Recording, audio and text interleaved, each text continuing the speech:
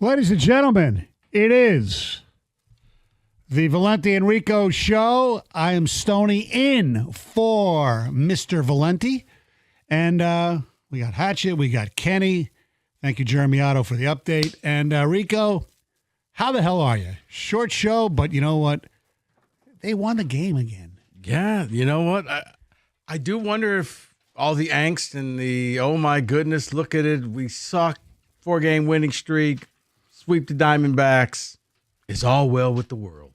Yeah, it's incredible, really, that, you try to tell people, it's baseball, it's baseball, it's baseball. The thing that bothered me about their stretch that they were going through was it wasn't like they just couldn't hit or they just couldn't pitch or they couldn't. It was everything. Mm-hmm. And you thought everything was going down the old poop chute, which, look, and they've rebounded nicely. And I'll throw some numbers at you. First, the important number that you need to know about is 248-539-9797 for texts and phone calls. If you're coming back from Comerica Park, we'd love to hear from you. You get to see it with your own eyes, up close and personal. But here's some numbers.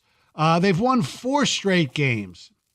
They just swept the Arizona Diamondbacks 24-5 in the series, the 3-game series. In their 4 straight wins, they've outscored their opponents, which was the 1 game against Toronto and the 3 against Arizona, 34-9. Now, in the 6 straight losses, I'm not talking about, even they had a... Wait, which 6 straight losses? The last 6 straight losses. They had to. Yes. Well, they had 1 win in between. But yes, the 6 straight losses, they were outscored 40-13. And they just completely turned it around like that. So which Tigers are they? Are they the Tigers that we saw the last 3 games against a team that we know it already, is on the selling market, including one of their better players, Sanchez, who we'll get to later, or Suarez, I should say. And the other thing is we got to see guys come back and play well. Kerry Carpenter. Yeah. Andy Ibanez came back. He played well. How much do we take from this? And we got to give credit, making, his Comerica Park debut the other Monday night was Melton, and he pitched very well, obviously. And today, Chris Paddack, 6 innings, 3 hits, 5 strikeouts, 1 run, no walks. So I was right. They got their starting pitcher. So, yeah, that's all they needed. That's it, David. They got what they needed. No. So we're done. No. Here's what happened. What do I think this team is, Stoney? I don't think they're as good as this 4-game winning streak. I don't think they were as bad as their losing streak. What it showed me is the best way. They are very streaky. When things are going good, they're great.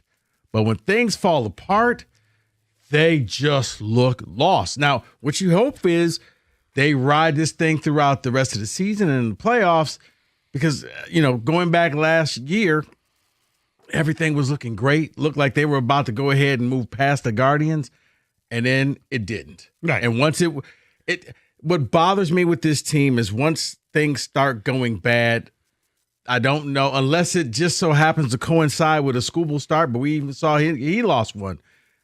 That's really the only thing that can fix it.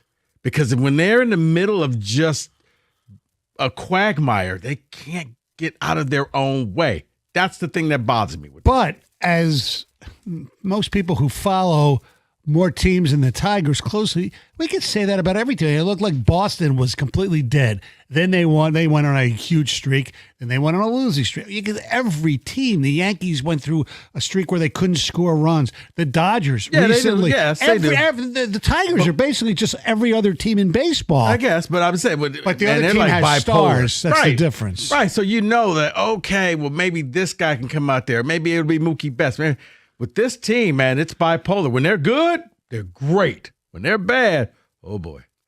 248-539-9797. Of course, you have the deadline that will end in 26 hours. 6 o'clock tomorrow.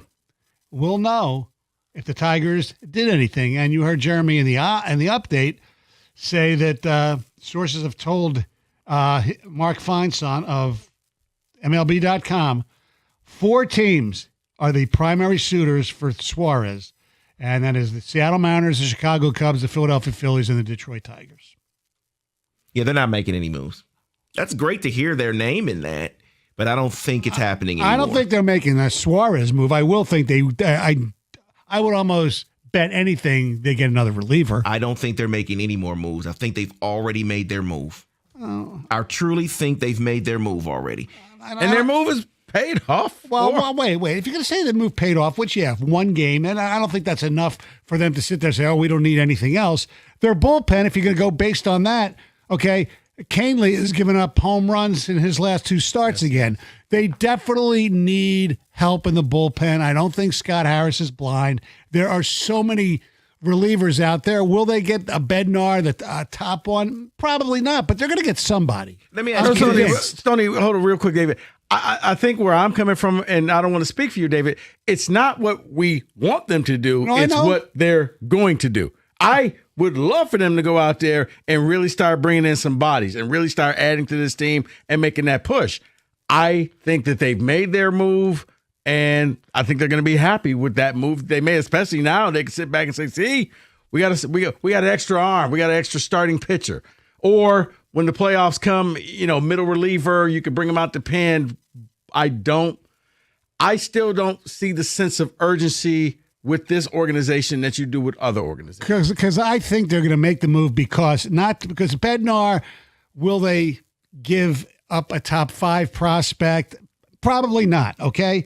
But there are other relievers out there who are decent enough that are better than some of the ones they already have that I think they will give up, a middle-of-the-road prospect they can get. See, but here's the thing. It's still based on the story that came out at the end of last week that if they make a move, it's going to be not a major move.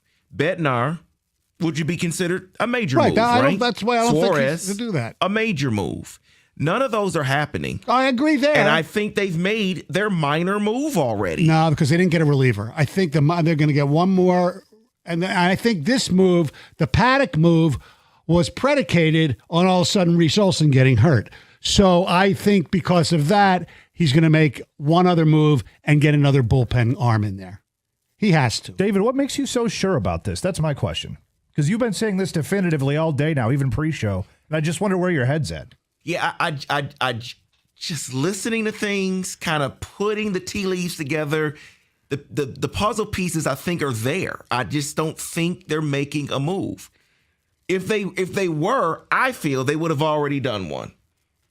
No, I think a lot of these teams wanted to play today because there's no game. There's one game before the deadline tomorrow. Yeah, one game at 1:05 tomorrow. Yeah, that's it. And that's the Yankees and the Rays, and people want to make sure that nobody gets hurt before they decide what to do. So I am convinced he will at least do something.